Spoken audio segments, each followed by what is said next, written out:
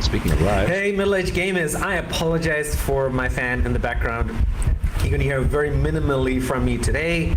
There's a technical story behind that, but I won't get into it. We have some breaking news, very sad news.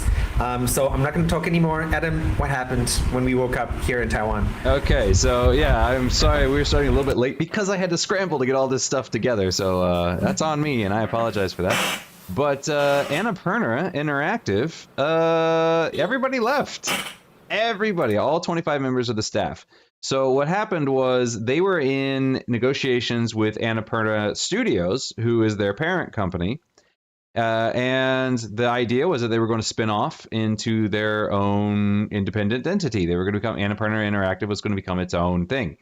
And Nathan Gary, who I believe is the president of, president of Annapurna Interactive, we're working with Megan Ellison, who is the owner of Annapurna Studios. And they couldn't come to an agreement on how this was going to be done. So Ellison pulled out of the negotiations. And after that, everybody on the Annapurna Interactive staff said, that's it, fine, okay, we're just going to leave then. And they all left, which obviously has thrown Annapurna Studios and Annapurna Interactive into mass chaos. You know, people are like, wait, what about all these games that you guys have published? You know, like what happens to those? What happens to all these projects that we're currently working on? A lot of people are talking about Control 2, you know, is that going to be delayed? What's going to happen? So, because obviously there's nobody in the office to deal with these things. So a spokesperson came out and said that don't worry, all of these games that have been or are currently under Annapurna will remain under Annapurna. We are going to continue owning all these properties, so we're going to take care of that. I guess they got a new president to step up. His name is Hector Sanchez, and he has told developers not to worry because we are going to replace all staff who have left. So, you know, we will be back to operation status soon-ish, I suppose.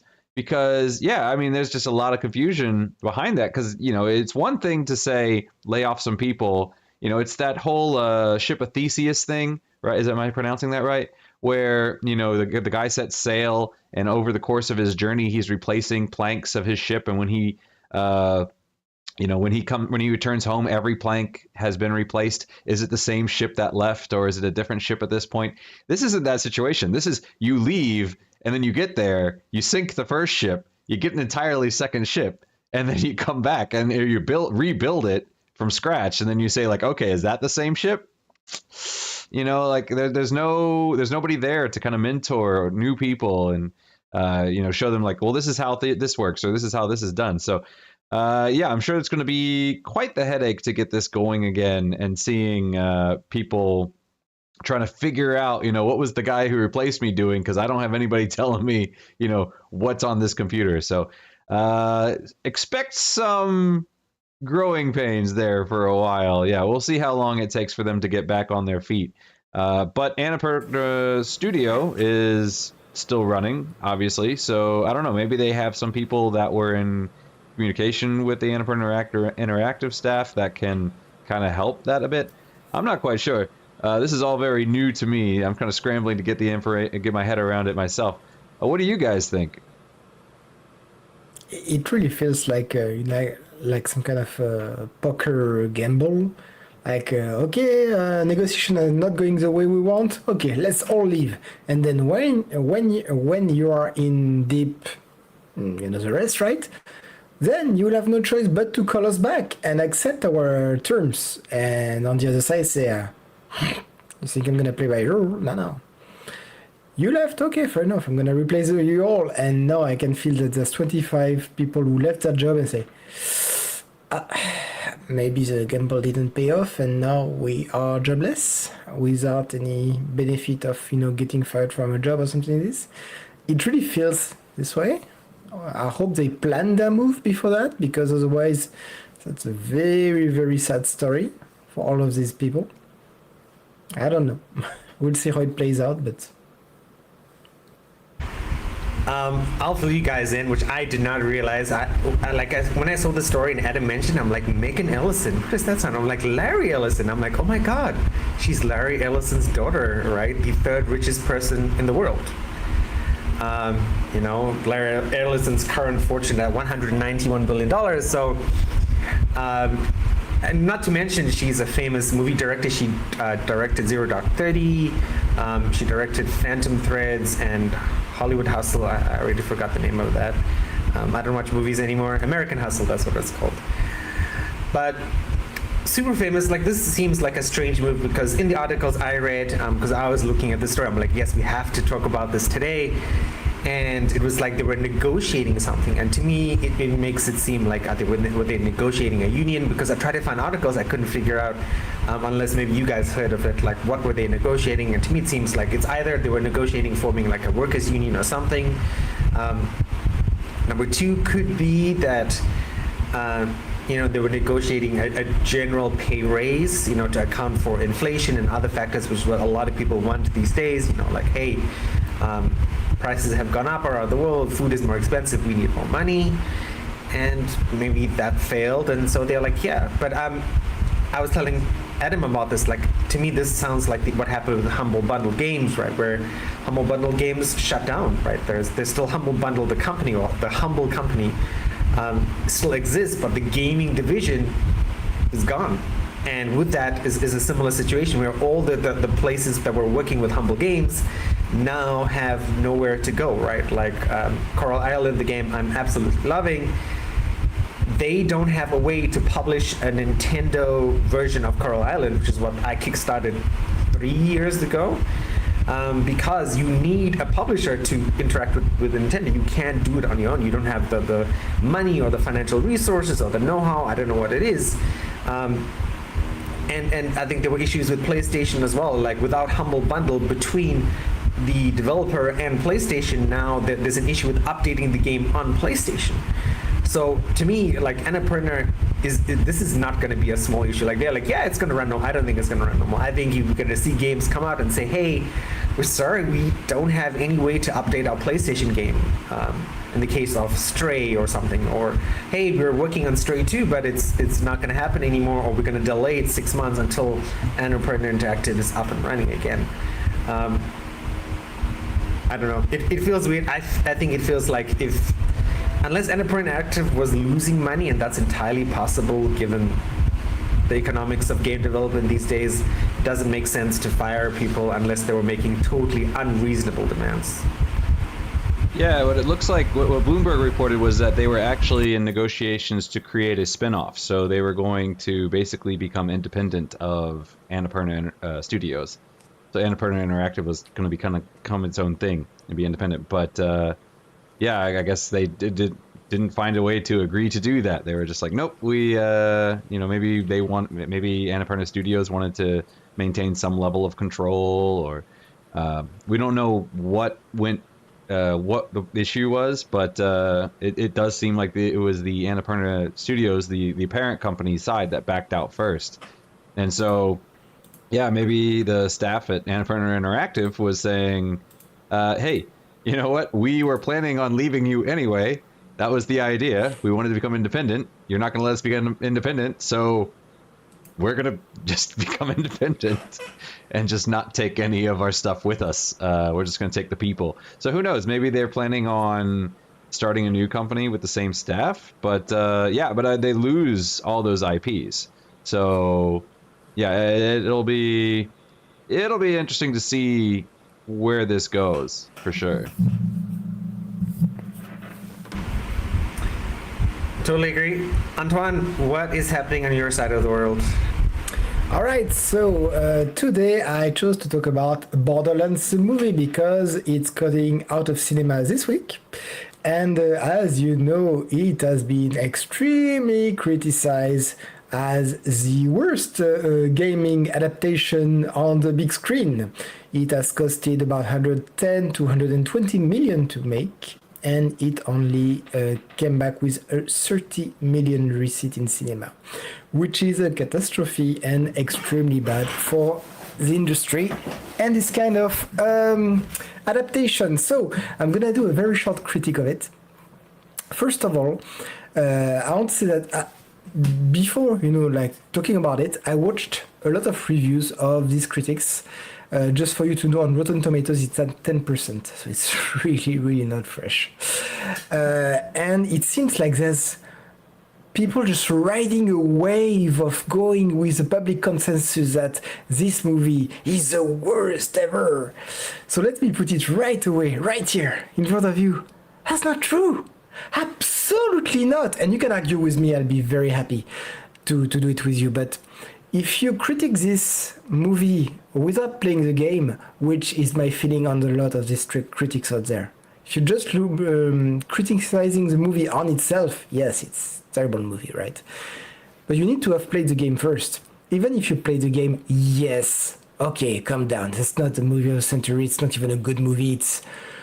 It's an okay movie when you put your brain on the side and watch it, and that's fine for me, right? But you can't tell me after watching all of the Paul W. Anderson Resident Evil movies, the Monster Hunter, my god, it's 40% of Rotten Tomatoes. Have you played the game before watching the movie?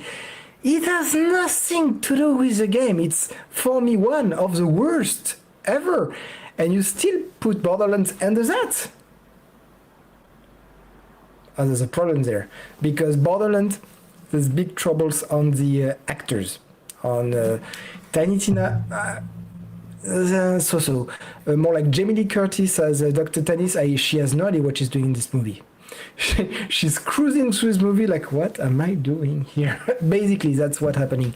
So just to give you a bit of the speech of the movie, right, how it works. And I'm not gonna spoil anything because, if you played Borderlands 1, mainly 1, maybe a bit of 2 or 3, there's no spoiler to be made. But the movie goes like this. Tiny Tina is the daughter of Atlas, because, in the world of Borderlands, there's at least 3 big corpo, Atlas, Hyperion, and Dal. I don't recall her being the daughter of Atlas, but maybe I just missed that. Anyway, no, she's not, right? Yeah, we'll grant this. So Tiny Tina's character, I agree that a really weird spin on it. That was my first thing about this. But anyway, in this, she's the daughter of Atlas, and basically Atlas CEO cloned her from the blood of, I can't remember the alien civilization who created the vault, but Iridian maybe? I think Iridians. And she would be the key to open the vault. Because, as you know, Borderlands, the whole thing is the crappy planet Pandora has a vault of alien technology, and it's a motherload of everything you really want to make your life better. And the point is to find a way to the vault and open the vault. And Tiny Tina would be the key. Okay, that's weird, but, it's an adaptation, so fair enough, right? And then you get Lilith, which is your psychic on the first game, which is in this case a bounty hunter, which is charged by Atlas to find Tina. Of course, we know that Atlas is a bad guy. I mean, they try to tell you that he's a very concerned father, but the illusion will last about 2.5 seconds, and I'm a bit optimistic on that. And of course, as soon as she finds a girl, is bringing the lenses. I don't know the translation, if you guys remember in English, because for me it's crimson lenses. But his private army to retrieve the girl, open the vault. Basically, that's how it is. And in there you have Roland, which is coming from Borderlands 2 or 3, I can't recall, who's a great character in the game, who's here come really without any motivation. I can't remember if there's any motivation for him to rescue Tina in this movie, which is one of the issue really, because really Roland he's a great character, but he comes a bit out of nowhere. So he rescue Tina from Atlas and try to escape, and that's how the bond is a bond of 4, because you always have 4 characters when you play Borderlands are gonna get together. I have to say that Jack Black as Claptrap is fantastic, because Claptrap is an absolutely annoying little piece of bin trash that you want to slap the whole time in the game. Exactly the same in the movie. That's the best character ever. You really want to slap him absolutely all the time. That's what happens. So best character, Lily, it's okay because she's a great actress. As I said, Tina. So the big bad guy. I can't even recall how you call them in English. Apologies, but you know the nasty guys with the mask. He's there. Yeah, we can say he's there. So it's basically all about him because I don't think he has one or two lines in the whole movie, so that's fun to have him. But why I say it's not a bad adaptation, because you see that in the whole universe, apart from the casting and the writing is really below par, right? That's a big issue of the movie.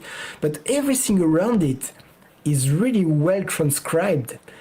I really saw Borderlands 1, when Lilith's coming down on the container, the whole starting area, when she gets the buggy, that's the exact road that you have in the game. There's a lot of reference. You see that the universe, the costumes, everything has been made with love, really. You can feel that the guy has played the game and liked it.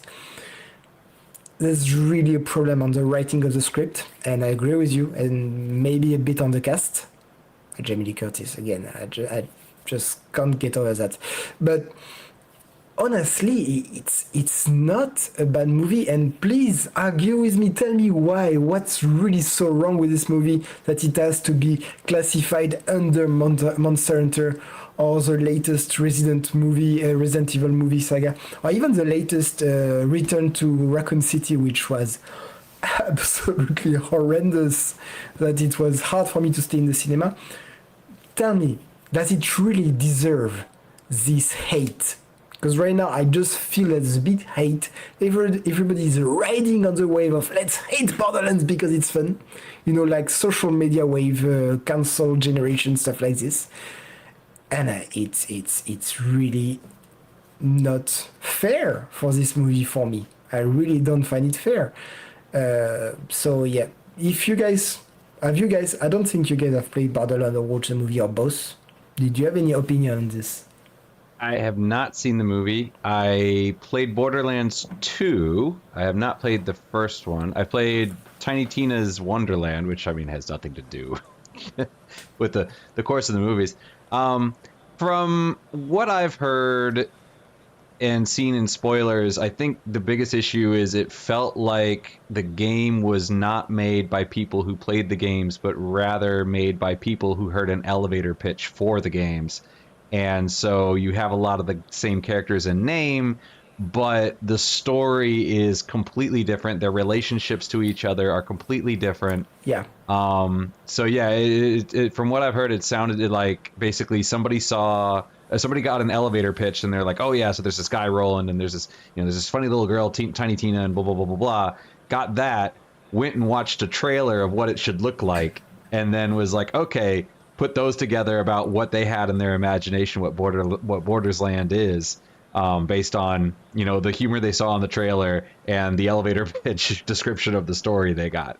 And so from what I've heard, a lot of people's issue with it is that these characters don't actually, they're the same in name and somewhat in appearance to the characters in the game, but their writing is very different. The way they interact with each other is extremely different, and the story is completely different. So yeah.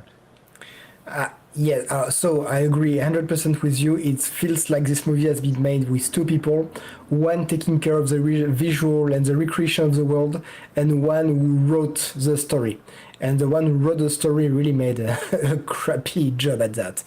That they don't have the same relationship and everything, I'm fine with it in the fact that you are doing a 1.5 hour movie based on 3 very, very long games. And for people who don't remember, in Borderlands 1, there's almost no story. It's just take a gun and shoot. Stories start appearing from Borderlands 2, and interactions between characters and everything. So yes, I agree with this. Really, it doesn't make sense. Was it rushed? Yes, I think they really tried to say, how can we make this fit together? So Roland has a very big backstory, you know, with the Crimson Lance and all of this. How can we put them together in this movie? They really tried to, you know, like force stuff which has nothing to do or would deserve more, really. Like an hour and a half just is not enough to treat everything together, and it's really feel like they try to put puzzle piece together and it just doesn't fit, but let's force it, you know. That's fine. It doesn't fit the plugs, I'm gonna make it force it. Yes, that's really, the script is crap. Let's say it. Yes, I agree, the script is crap, but just for the world it deserves a bit of recognition at least, which I have not seen anywhere. Yeah, Noble Cooper's in the chat here. They made Uncharted. How off could it possibly be? Uncharted, yes. I forgot about this one. See? Thank you for reminding me. Yeah. Yeah, it seems like we're back to the movie adaptations made by Hollywood, not by gamers. Yes. Oh, yeah. Nice. Okay, moving on to my only story today. There are a bunch of stuff that's happening this week, and I think the thing that really caught my attention was Ubisoft. And, you know, people were disappointed, of course. Star Wars Outlaws released. Adam covered this story a bit last week, I believe. Or a week ago, however long ago. But the reception to Star Wars Outlaws has not been great. Speaking of Warhammer Space Marine 2, you see these amazing Instagram reels and YouTube shorts all the time now. And so I was trying to avoid any, similar to Antoine, Warhammer 2 spoilers, and unfortunately it's all over my reels. So I'm like, whatever, okay, I'm not going to be playing this anytime soon. So that is what it is. And yeah, so people were like, of course, Ubisoft investors and shareholders were like, yeah, you know, you guys are being made fun of. And so, you telling me to cut the fan? No. I'm sending you the link, the picture. Cut the fan, that was for me, because I'm sorry, the audio is just inaudible on my side. Oh, okay. No, I can't cut the fan. Sorry. Okay, that's fine. Yeah. So Adam, you're sending me a link? With the I'm video. sending you the thumbnail. Yeah. Okay.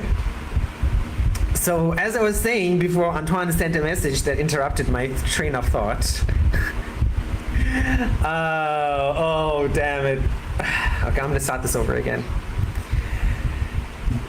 Okay, if you were an Ubisoft fan, you might have been disappointed by Star Wars Outlaws, and of course, Ubisoft shareholders were disappointed as well. Star Wars Outlaws has not performed well review-wise. The reviews have been sort of between okay to good, nothing amazing, and then of course, social media has, of course, made fun of it. You've seen loads of buggy short videos. You've seen loads of videos where like, oh my god, like I paid $140 to get this experience. I paid $110, and at first, you know, because I have a problem with sarcasm, I'm like, oh my god, these guys are like so happy that they paid $110 for this game, until I sort of thought about it. I'm like, oh yeah, no, they're making fun of Star Wars. So at the inner workings of Ubisoft this week, people are like, okay, we need to take this company private. So if you're an investor, or you're somebody who invests in companies, or you've sort of seen this, right? Where people are like, okay, Elon Musk took X or Twitter private, right? So when you take a company private, all it means is that basically you buy all the shares out. You say, hey, Adam, Antoine, give me your shares. I will pay you X amount of money for it, and now this company is mine. So of course, in the case of Elon Musk, right, it's I think he's like 20% of X, and a bunch of it is owned by Saudi Arabia and a bunch of other banks. So what would happen with Ubisoft is, yeah, it wouldn't be just one person, right? I believe Ubisoft is owned by a family, or a family and a bunch of other people. So what they want is just to take it private, and instead of being owned by shareholders and this family, it would just be a handful of people. And to me, I think this is a good sign, because it could mean that, you know, with shareholders like, okay, every year you need to release a new game, and you need to really do live service because we want money, we want return on our investment.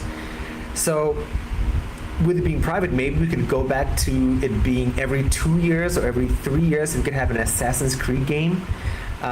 Instead of it being every year, right? And you know, people attribute the yearly cycle to maybe the degradation of the games, or to like Star Wars Outlaws being Far Cry in space or something like that. Like there are lots of different comments thrown around.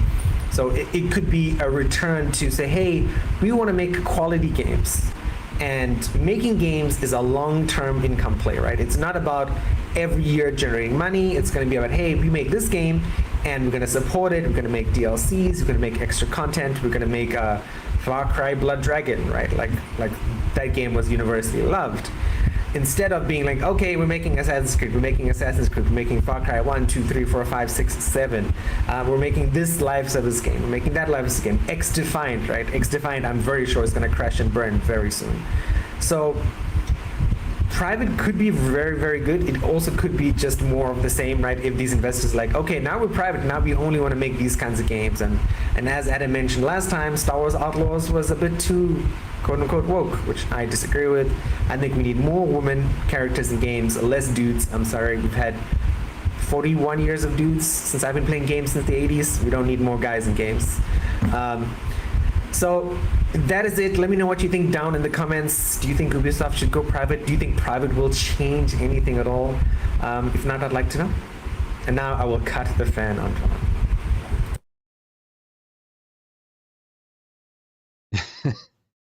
Yeah, so Sorry. yeah, Sorry I'm about always a that. fan of privately owned companies, to be honest. Look at just how well Steam is doing, right? Because they're not publicly traded. One of the biggest fears I've seen on the internet in the last few days is just a lot of people are just, for some reason it blew up, that people are saying, you know, Gavin's getting old in age, and you know, so he's not always going to be around, and what happens when he's gone? You know, like, is there going to be a successor, or is it going to go public? And if it goes public, is it still going to be Steam, or is it going to start, you know, once you have shareholders, you got to start chasing that money to keep those shareholders happy. When it's private, you can have somebody saying, that's good enough, I don't need more, I have what I want, and we're fine. So I think with privately controlled companies, it's a lot easier to have vision. You know, I think with shareholders, it's kind of a mob mentality, you know, in a sense. Whereas with private, you can be like, this is the vision, this is what we're going for. So, you know, I personally think that Ubisoft going private is not necessarily a bad thing. I could definitely see there being a lot of growing pains going in that direction. But yeah, me personally, I think, you know what, maybe it's not so bad. So, I don't know. What do you think, Antoine? Well, definitely that would be a good thing for the, you know, Ubisoft is one of these big company which had lots of trouble with toxic, you know, like work environment, crunch time, all of this.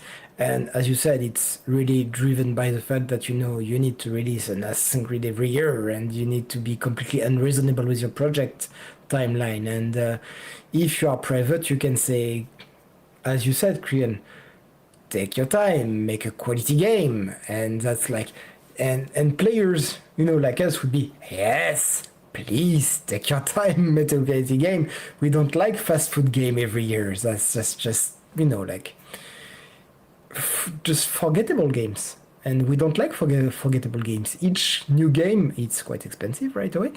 And we like to have a nice, very good marking experience. So maybe private is the way to go. I don't know, future will tell, but that's definitely a good move. For me, at least. Adam, tell us PS5 Pro, because it is still happening on Threads and it is irritating me. Girls Club, no boys allowed.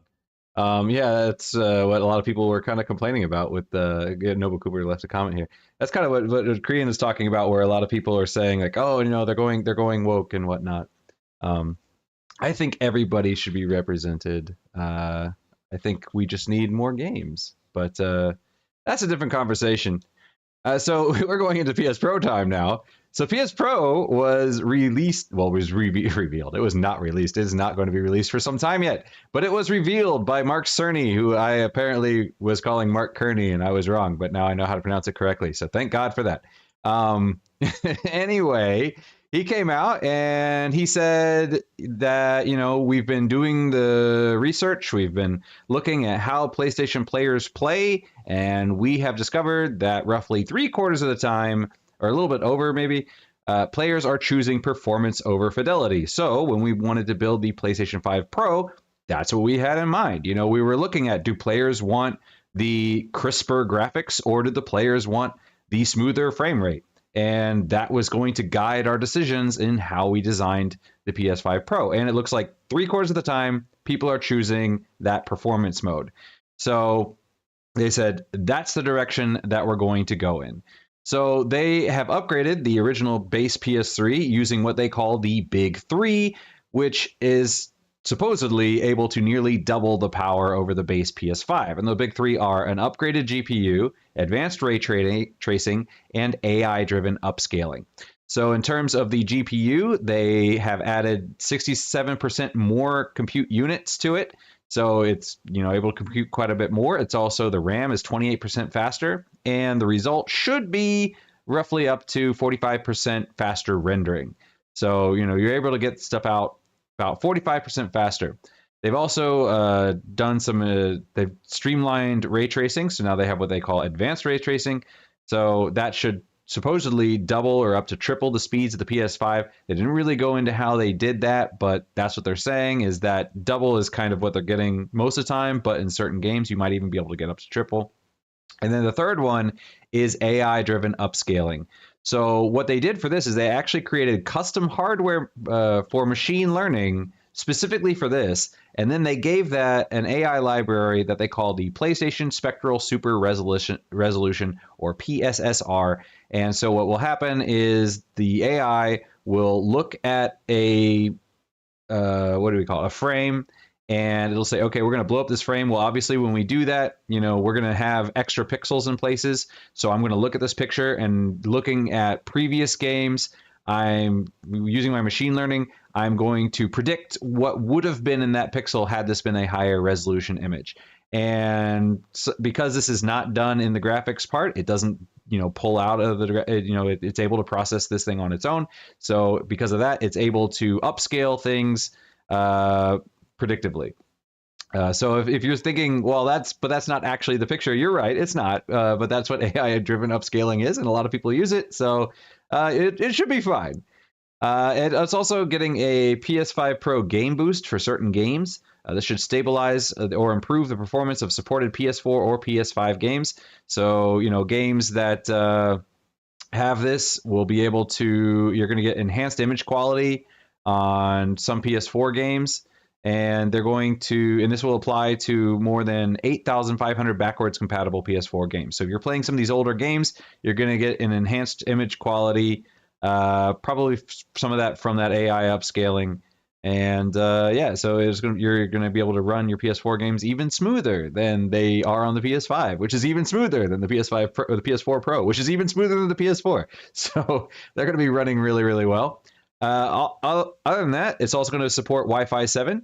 They did say in territories where Wi-Fi 7 is commonly used. So I guess in territories where maybe they don't use Wi-Fi 7, maybe it's not going to have that. I don't know why they included that. Well, like, why does not every PS5 Pro have Wi-Fi 7? I don't know. Maybe that was just a weird wording thing. VRR and 8K gaming. So the PS5, when it was originally released, was had a little 8K gaming sticker on it. Turns out there's only one game that even uses it, and it's a really basic game, so it doesn't really need 8K. But yeah, but this, supposedly the PS5 Pro will support 8K gaming. In what capacity is a very good question. We'll have to wait and see. And yeah, and then it's going to come with 2 terabytes of SSD, which is great because the original PS5 came with one terabyte, and I upgraded mine with another 2, so mine has 3 now. And when I was just the 1 terabyte, I was definitely having to be selective about which games I installed. And since moving up to 2 terabytes, I have not had to select anything. I could just be lazy and not uninstall any of my games. I'm trying to keep in a good habit of doing it, but I haven't had to. So yeah, and then the multiple games are getting a boost. Multiple PS5 games. They showed off Spider-Man 2, Final Fantasy 7 Rebirth, Horizon Forbidden West, Last of Us 2, Demon's Souls, Ratchet & Clank Rift Apart, Dragon's Dogma, Assassin's Creed Shadows. So lots of games are going to be getting a boost from this. They're going to be able to go a little bit better. And it was really interesting to see because I watched it live. And personally, I think there are things they could have improved on in the presentation, but I'll get into that in a bit.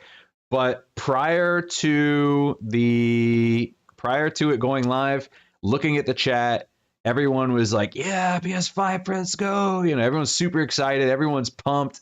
And then you hit the image of the pricing, and the chat just turned on a dime. I mean, it was just, everyone was like, you know, yeah. And then, you know, when they started showing stuff, they're like, okay, this is great, but come on, you know, like, and then they released the price and it just, boom, went straight down. So in the US, it's going to be $6.99. In the UK, it's going to be £6.99. I guess I should say $6.99 since I'm going to use everyone else's currency, right? In Europe, it's going to be €7.99, and it will be 119,980 yen in Japan. However, it does have a little thing next to the yen saying including tax. I've heard that people saying the euro price also includes tax. The US price does not. So even though it looks like it's 700 US, that is not including tax. Whereas in the euro, it's exactly $799. It's not going to be any more because tax is already included, supposedly.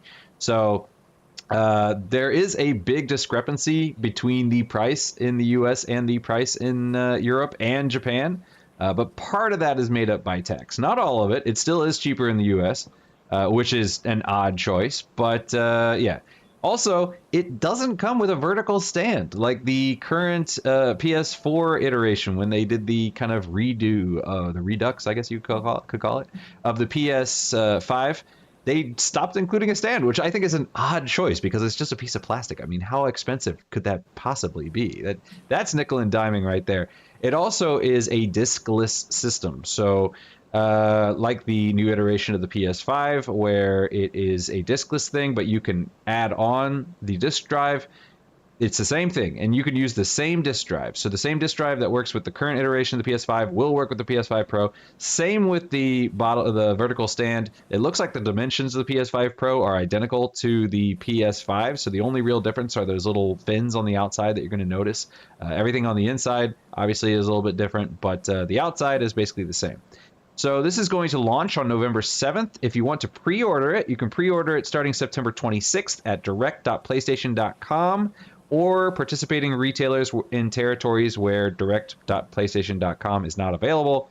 So that's where you can go on September 26th. And then you should be able to pre-order it anywhere starting October 6th. So if you want to pre-order it on September 26th, you have to order it from PlayStation directly. And then you can pre-order it from other retailers. You have to wait for October 6th. So going into that, I personally was not very impressed by the presentation. For one, it was extremely short. It's about 9 minutes long. And, you know, when it came out, you know, he's talking about all this technical stuff. And I'm like, yeah. Show me what I want to see. Show me the new games. And he spends the first part, you know, talking about, you know, what made PlayStation 5 successful. I know what made PlayStation 5 successful. That's why I'm playing a PlayStation 5. You don't need to remind me. And then he shows these comparisons between the original PlayStation 5 base running and then the PS5 Pro. But the thing is I'm watching this on my phone, right? And I'm sure a lot of other people are too. And other people are probably watching on their PC on a bigger screen. But YouTube, you're streaming it. You're not getting the best quality picture. You know, you might be in, you know, 4K or whatever. But with streaming, there is some compression there.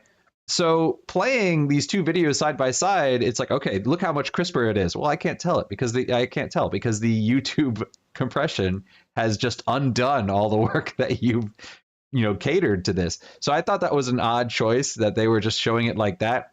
If it were me, what I probably would have done is I probably would have said, okay, you know, for people who are maybe watching on small screens or whatever, let me show you exactly what I mean, and then show a side-by-side comparison of the PS5 and the PS5 Pro running, but slow it down. Say like, okay, we're going to slow this down, and then you can see, you can see the frame rates ticking past. We're going to slow this down to maybe, 10 frames a second for the PS5 and then 20 frames a second for the PS5 Pro. This is the difference. When I slow it down, it's easier to see. So do that, or zoom in on things. They did kind of at one point zoom in on a crowd and Ratchet and Clank, and I went and I downloaded the video, which is what we are playing now on the live show. And if you watch that, if you download it and watch it, you can see there's a slight difference. But even that, I don't think is full, like the full 4K version of the video.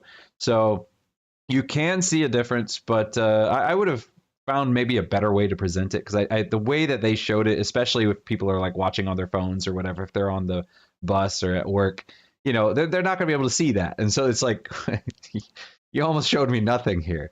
I also would have shown some new games or something, like it's literally just the PS5 Pro for 9 minutes. And then it's like, okay, we're done. And it's like, well, that seemed more like an advertisement than a reveal. So I don't know. I would have done more with the reveal. I would have made it a bigger event, not just say like, here's our new product, we're done. Okay. I would have shown, some new games if they had it, possibly. Otherwise, supposedly we are getting a showcase later this month. I would have just waited for the showcase and put it at the end as our one more thing, get people excited about games, and then, oh, look, and now you can do, put that at the end. That's what I probably would have done. Or supposedly there's a new PlayStation controller coming out, which has a better battery life. You could have thrown at least that in there. Or supposedly there are rumors that PlayStation is coming up with a new PSP, basically, or I guess you could call it the PSP3, the PSP or PSP2. I don't know, but they're coming up with a new PSP, which is supposed to compete with the likes of Steam Deck and whatnot.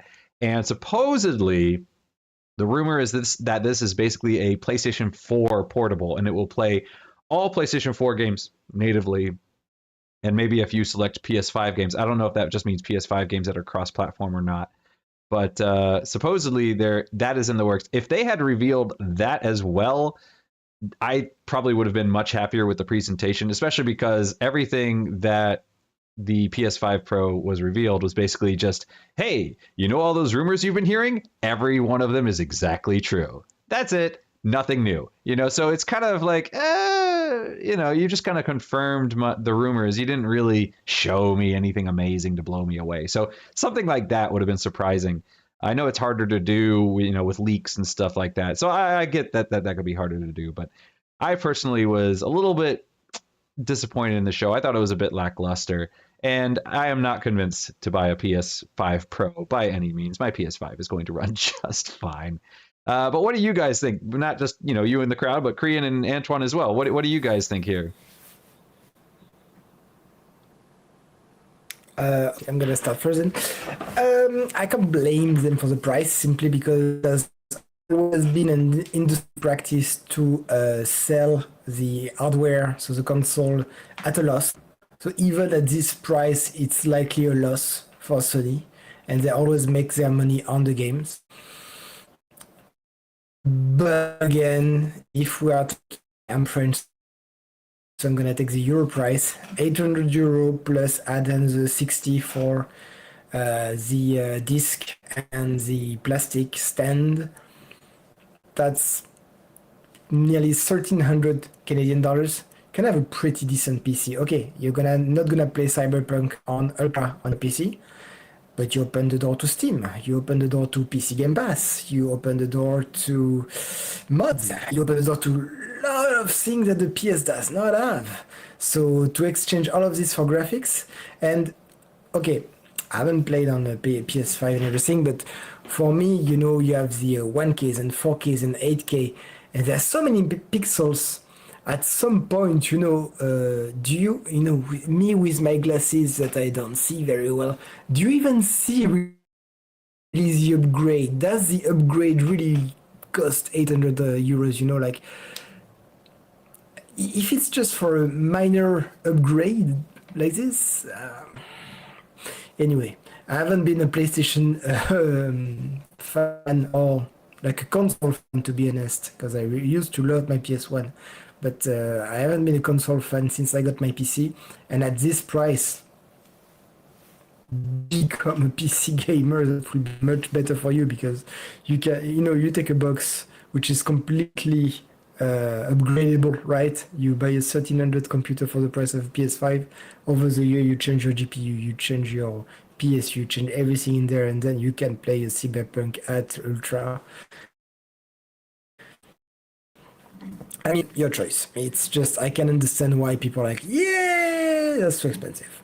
Nice try. Too expensive. Yeah, we were talking on the Discord. We actually had a discussion in the Discord for once. We don't usually get those, but we were talking about it. I was talking with Noble Cooper about it, and we kind of agree that this definitely, it doesn't seem. I think part of the issue that a lot of people don't like with it is a lot of people want to get, a bigger system, but this is not the standard system. This is not the PlayStation for the masses. This is a luxury premium product. This is, in terms of like a lot of these live service games, this is for the whales. This is not for your common player. But the common player wants it. And so when they see that price tag, they're like, no, there's no way I'm getting that. But it's like, it's technically not for you. It's so in that sense, it's like, it is really odd. But I completely agree with the, are you even going to notice the upgrade? Like it is better, but how much will you notice? Especially people our age, as our eyesight starts to go. When I played Final Fantasy 16, I was trying to record video. So I was messing with the video settings, and I set the PlayStation 5 to only display at 1080p because for whatever reason, it was able to record. It wasn't able to record at 4K or something. I don't remember. But I accidentally set it that, like only display at 1080p. And then I was playing the game. I played the entire game and I forgot. I didn't even realize I was playing in 1080p and not 4K. So, I mean, I didn't even notice the difference. So, yeah, like, again, like for me, it doesn't seem like it's worth the upgrade for me, because I'm like, I'm probably not even going to notice it. It's the same thing with headsets, People are like, oh, these headphones are so good. And I always get the medium quality ones because I'm like, I'm not an audiophile. I can't tell the difference, really. The medium ones are fine for me. So, yeah. But what about you, Korean? I'm sure you've got some technical information that maybe Antoine and I are lacking. Not necessarily, but I just, like, to me, I saw this story and a bunch of like PC Gamer came out defending the PS5 Pro. Then people are in the wrong in a sense, right?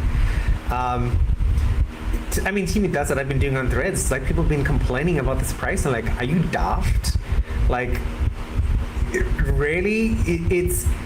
I spent to get a 4K computer gaming monitor, right? This was way back when 4K just came out. I spent $1,200, double the price of my graphics card, right? Just for a 4K monitor as a PC gamer, right? Like, and now, of course, you can buy a 4K TV, but a 4K TV, in order to get a 4K 120 FPS TV, you're not going to pay $500. You're still paying $1,000 for a 4K TV, right? So to me, it's like ridiculous. Like $700, 800 euros is cheap for a 4K 120 FPS device, right? You can't. The money we spent on our graphics card, right? Like I spent, how much did we spend? I forgot, like $500-600 just for the graphics card. You can't build a 4K 120 FPS gaming machine for that price. Impossible. I saw a guy on Reddit who shared this Euro price of 860 euros, but he had a 650 watt power supply with a 1 terabyte hard drive, not even an SSD. Games don't run on hard drives anymore. You need an SSD. And 650 watt is the bare minimum you need for an AMD system, right? The bare minimum. You'll run, like your games will, your computer will shut down with a 650 watt power supply playing certain games just because it uses too much power. It's like people put all this theories that like, yes, you can build a computer. No, you can't. You can build it, but it'll run 50% of the time or 60% of the time. Wait till the next Cyberpunk comes out or something else comes out. So it's I understand why people wanted a cheap device, but look, this is the reality of 2024 that we live in. Hardware is expensive. If you're not Apple, right, you're not going to be able to buy a 2 million chips from TSMC and then get it at a lower price, right? You don't have the cash for that. You don't have $102 billion in cash, right? Sony doesn't have that money. So of course, right, they have to charge more money because they don't get the first allotment, which always goes to Apple because Apple is a $1 trillion company. They're not getting the second allotment, which goes to AMD and Intel, of course, because they're selling all the other stuff. And for all the Steam Decks and the Asus ROG Allies and all that sort of stuff. So it's somebody can't afford to keep selling, right? Like this is 2024 and they need to make money, and they can't afford to taking a $200, $300 loss per PS5. Like it's all this craziness is just from people being not knowing enough. And to me it bothers me because, like, look, building a computer is all good and great. I remember when the PS5 was coming, I'm like, Adam, I'm gonna get a PS5, and I didn't, which was just really stupid because honestly, like, I have to change out this motherboard, right? And in order to change out the motherboard of my computer, because it's lasted 5 years, but now I have one usable USB port on my computer, it's going to take me at least 10 to 12 hours to fix everything again. Remove the motherboard, put it in the new motherboard, put in the cooling, plug everything back in, reinstall Windows, reinstall motherboard drivers, reinstall all the software. And every time you install, to be the best, safest way possible, you have to restart your computer, install something else, or restart your computer. No, that's not fun. Pay your 800 euros, buy a PlayStation 5, save yourself headache. Do not build computers anymore. It's over. Oh, you are going to make so many people mad. Can't be mad. It's. I learned the lesson. I love building computers, but no, it's not for anyone. Don't even buy a build computer, because look at Antoine has so much hassle with his computer, right? You've had hassles with yours computer. I've had recent hassles. I went through 2 power supplies, so like $200 worth of power supplies in the last 3 years. It's like, as a middle-aged gamer, you don't need the stress. Pay the extra money. Yeah, I figured out was finally the issue with my computer and why it kept crashing. It was Armory Crate, of all things. I had to uninstall Armory Crate, and then it was like, oh yeah, everything's fine now. So Armory Crate has a horrible reputation. Asus, wonderful. Armory Crate, bad. Yeah.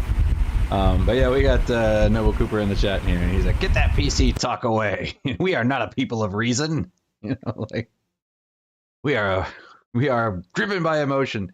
But yeah, I've always thought the argument that you could build a PC for equal is just ridiculous. It doesn't make any sense on just a basic level. I mean, anything that's mass produced is going to be cheaper, you know, and computers, that's why, you know, if you could get a pre-built computer, yeah, it's probably more expensive than building your own, but getting a pre-built computer is probably cheaper than building that exact pre-built computer, unless you're getting sales, you know, just because they can manufacture them in mass and build like 50 of them at once, and they're just like, well, this is a lot easier. So I mean, that's just industrialization, right? So, but yeah, I've seen a lot of people online where they're like, I love how people will tell you can build a computer just as powerful as the PS5 for just as cheap, and all you have to do is go dumpster diving, and it's like, you know, wait for the whales to upgrade and then sell everything at a loss. You know, just basically buy all used parts from people that were, you know, using these before. So it can be done, but yeah, it's not as easy as walk into a store and buy it. It's, you know, wait months and be very, very picky and, you know, keep your eyes out for every possible sale you possibly can. And then, yeah, you can do it, but it's a lot more work. So yeah, but yeah, I think we're in a weird spot right now. I think a lot of people do want that instant gratification, and money's tight. I mean, you know, it's tough for everyone. Inflation's gone up. I've heard it's slowing down, but in Japan, I think is it speeding up in Japan, or it's really crazy in Japan. You know, China's growth is slowing down. You know, so they're not getting the growth that they once had. You know, so products are not as cheap as they used to be. So, I mean, just across the board, everything is getting more expensive, and cost of living is going up, and people aren't making more. So I can kind of see, you know, like from an emotional standpoint, you see that and you're like, oh my God, you know, like, how do I keep up? There is that, you know, how do I keep up feeling? So I understand some of the anger, but I do think a lot of it is misplaced. So. Wonderful. Interesting show today. Lots of news. It is fewer stories than you guys might be used to, so I apologize for that. That being said, as I mentioned last week, we are moving to Tuesday, so Antoine has time to pick up his kids and be the amazing dad that he is. Pick them up, or take them everywhere. Both, I guess. Take them to activities, yeah. Take them to activities, yes. So stay tuned for us next week, Tuesday, at the same time, 9 a.m. Taiwan time in the morning, 9 p.m. Canadian time in the evening. Monday Canadian time. And that will be the... Sorry? Monday Canadian time. Monday. Oh, Monday Canadian time. Monday, Yes. Oh, thank you. Yes, and then that will be the foreseeable schedule going forward. I will be on holiday next week in Korea, so there might be some issues in the videos, but I'll talk about it to Adam and Antoine offline. As always, thank you guys for watching and supporting. Thank you guys for following us. We're on our way to 300 followers on Threads. So wonderful. Stay tuned for Adam's pictures that he just shared with me online. So those are going to be cool as well. Only one's And useful. then we will see you guys next week.